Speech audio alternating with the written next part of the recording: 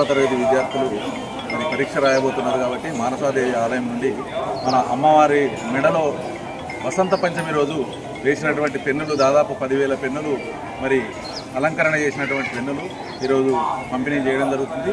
10,000 పెన్నులు ఇంకా చాలామంది స్కూల్లో వాళ్ళు ఉన్నారు, వాళ్ళు ఎవరైనా వచ్చి తీసుకొని పోవచ్చు. ఇది ఈ సంవత్సరమే స్టార్ట్ చేసినాము.